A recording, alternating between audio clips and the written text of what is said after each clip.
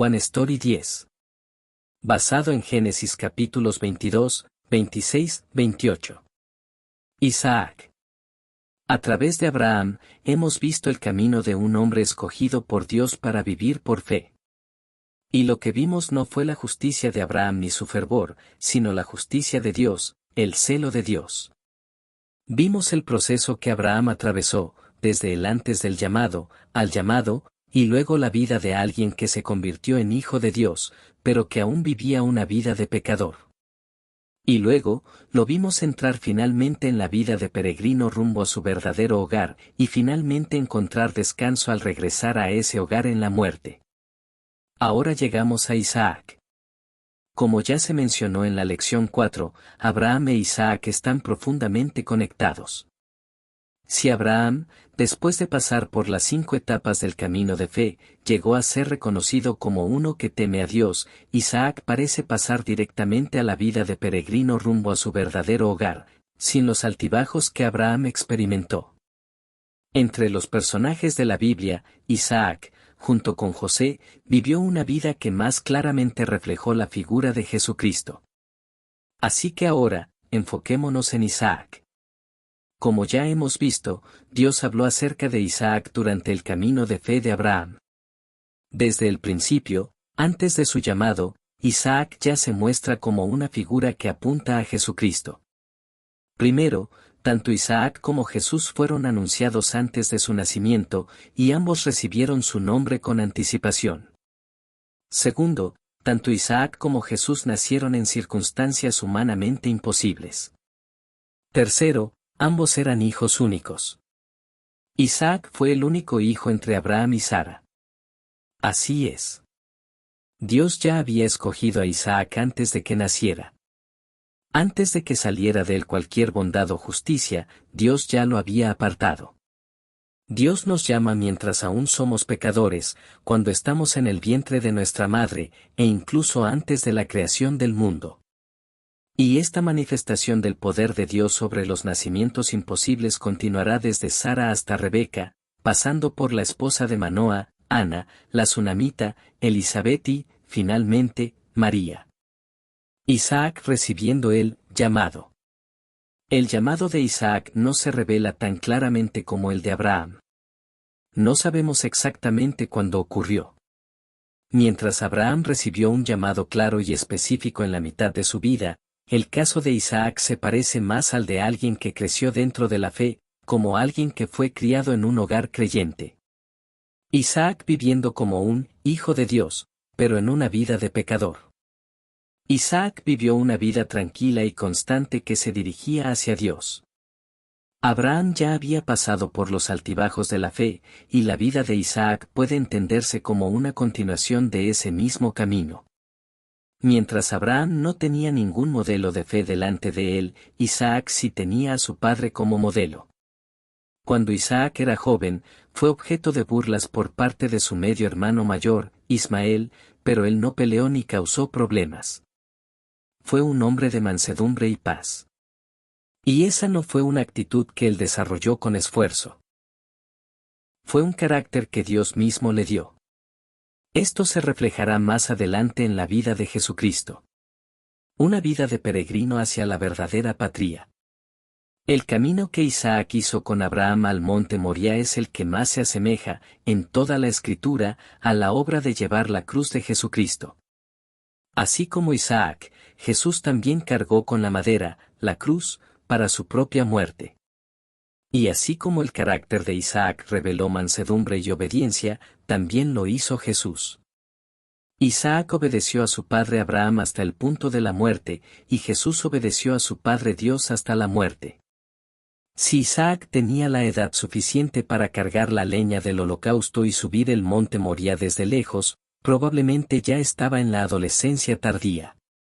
Eso haría que Abraham tuviera cerca de 120 años. Desde un punto de vista físico, Isaac pudo haber resistido a su anciano padre. Pero fue atado sin oponer resistencia. Es una situación que no tiene sentido, salvo que recordemos, una vez más, que no debemos enfocarnos en Isaac mismo. No debemos concluir, imitemos a Isaac en su obediencia. Como ya hemos enfatizado muchas veces antes, y lo seguiremos haciendo, la obediencia de Isaac no fue porque él fuera perfecto. Fue el resultado de la gracia de Dios dada a Isaac. A través de esta escena en Génesis 22, Dios está revelando su amor. A través de Abraham, el padre de la fe, y de su hijo amado Isaac, nacido en una situación imposible y ofrecido como holocausto, Dios nos está apuntando hacia él mismo. Está revelando el amor que un día entregaría a su propio Hijo amado, su Hijo unigénito, Jesucristo, como sacrificio en la cruz para la salvación de las generaciones venideras. Por eso no debemos quedarnos con Abraham ni con Isaac. Debemos encontrar y encontrarnos con el Dios que dio gracia a Abraham y que, por nosotros, entregaría a su Hijo amado. No debemos ir en la dirección de imitemos a Abraham o imitemos a Isaac. Isaac casándose según la voluntad del Padre. Cuando Isaac se casó con Rebeca, tenía 40 años. Tal vez había alguien a quien él amaba, o alguien con quien deseaba casarse. Aunque en la cultura del Medio Oriente los matrimonios arreglados por los padres eran comunes, su hijo Esaú tomó esposa sin el consentimiento de sus padres, así que no siempre fue así para todos. Pero Isaac confió completamente su matrimonio a la voluntad de su padre Abraham. Esto es muy parecido a como el novio, Jesucristo, confió el encuentro con su novia, la Iglesia, a la voluntad de su padre. Isaac, el que obedece. Después, hubo otra hambruna en la tierra de Canaán, como en los tiempos de Abraham. Isaac también se dirige hacia Egipto, una tierra donde no hay hambre por causa del río Nilo. Viaja hasta llegar a Gerar, que está cerca de Egipto. Pero entonces, Dios le habla. La Biblia dice: El Señor se le apareció a Isaac y le dijo, no bajes a Egipto. Vive en la tierra donde yo te diga que vivas. Quédate en esta tierra por un tiempo, y yo estaré contigo y te bendeciré. A ti y a tus descendientes les daré todas estas tierras y confirmaré el juramento que le hice a tu padre Abraham. Haré que tus descendientes sean tan numerosos como las estrellas del cielo y les daré todas estas tierras.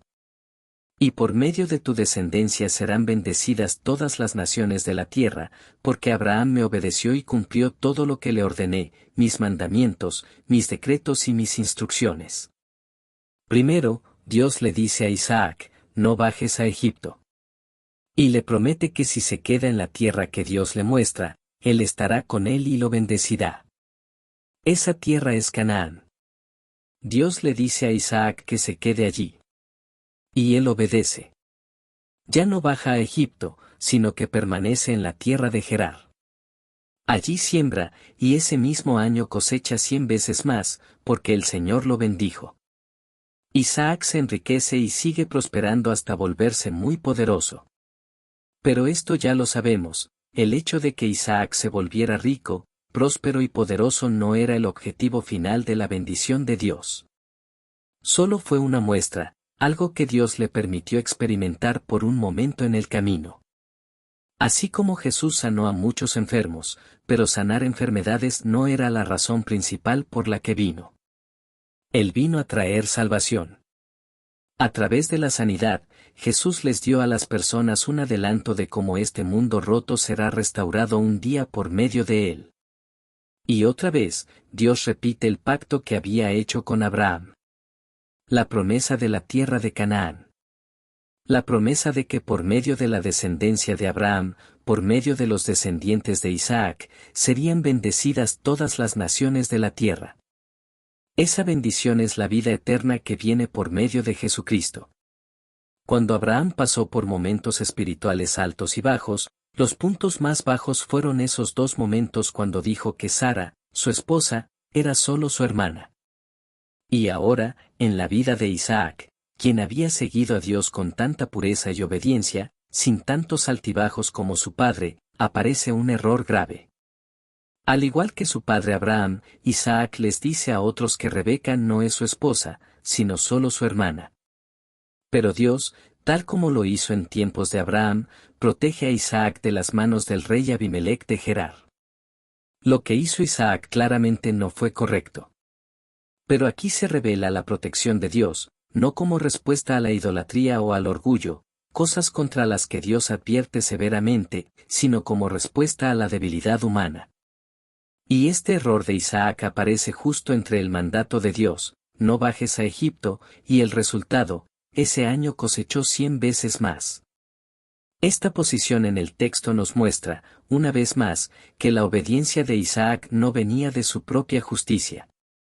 Todo fue pura gracia de Dios.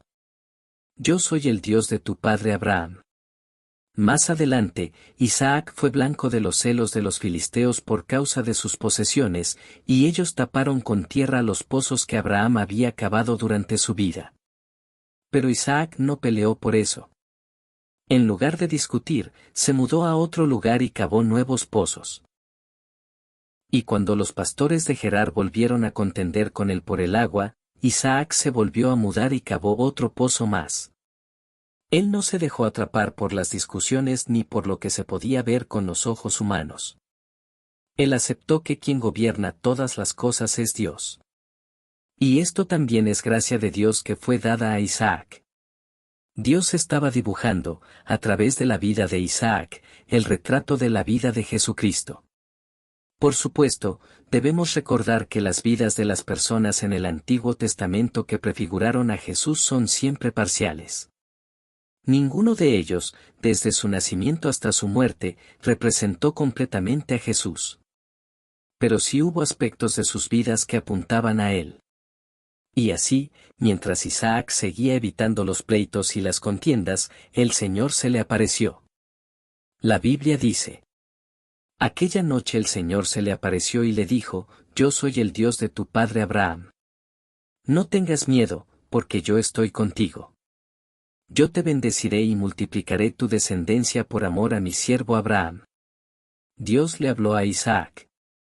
Así como protegió a Abraham durante toda su vida, ahora le dice: yo estaré contigo, y te bendeciré por amor a Abraham, tu padre, para que tu descendencia se multiplique. En otras palabras, es como lo que le dijo a Abraham: no temas. Yo soy tu escudo y tu galardón sobremanera grande. Un hombre con quien Dios está presente. Así como el rey Abimelec de los filisteos y su comandante Ficol habían venido antes a Abraham diciendo: Dios está contigo en todo lo que haces. Ahora nuevamente el rey Abimelec y su comandante Ficol vienen a Isaac y le dicen lo mismo. No necesariamente eran los mismos hombres, pero sí personas con el mismo cargo. La Biblia dice: vimos claramente que el Señor está contigo, y por eso dijimos: hagamos ahora un juramento entre nosotros, entre tú y nosotros. Hagamos un pacto contigo. Así también, los reyes del mundo reconocerán y confesarán a Dios por causa del pueblo de Dios.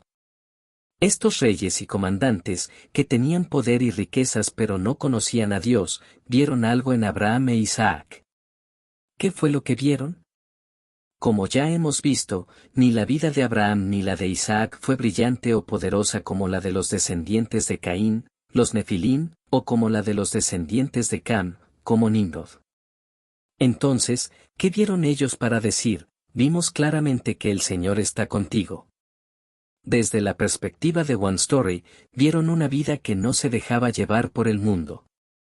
Una vida que no se apegaba a las cosas del mundo, sino una vida apartada, consagrada. Aún en medio de los altibajos de la vida, no seguían lo que el mundo seguía. Estaban en el mundo, pero se acercaban cada vez más a Dios. Y esa vida, a los ojos del rey y del comandante, se veía diferente. Así fue la vida de Isaac también. Aparte de cosechar al 100 por no haber bajado a Egipto, su vida no parecía especialmente impresionante. Cuando sus siervos cavaban pozos y encontraban agua, otros se los quitaban por envidia. Por los estándares del mundo, no fue una vida de la cual enorgullecerse. Pero aún así, ellos dijeron: vimos claramente. ¿Por qué? Porque vieron que la vida de Isaac no se sacudía por lo que ocurría en el mundo.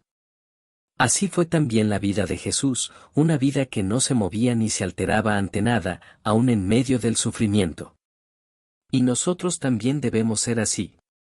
Dios debe manifestarse en nuestra vida. No porque tengamos más que el mundo, sino porque tenemos algo que el mundo no conoce ni puede dar. Nuestra vida debe ser de ese tipo, una vida de fe que el mundo no es digno de tener. Más adelante, Isaac vuelve a mostrar su debilidad humana cuando bendice a Esaú y Jacob, pero eso lo veremos en más detalle en la próxima parte, en la historia de Jacob. Descanso. Así como Abraham, después de muchas tormentas en la vida, llegó a una etapa de paz, también Isaac vivió una vida tranquila bajo la gracia de Dios. Regresó a su patria eterna a la edad de 180 años. Cuando bendijo a Esaú y a Jacob, tenía alrededor de 131 años, así que los últimos 50 años de su vida probablemente los vivió con la misma paz de siempre. La evaluación final de la Biblia sobre Isaac, al igual que sobre Abraham, es esta: fue un hombre que temía a Dios, y regresó con sus padres. La historia del pueblo de Dios, del reino de Dios, que comenzó con Abraham, ahora continúa. De Abraham a Isaac, y ahora a Jacob, cuya vida tuvo otro tipo de altibajos. Y así continúa esta gran historia, One Story.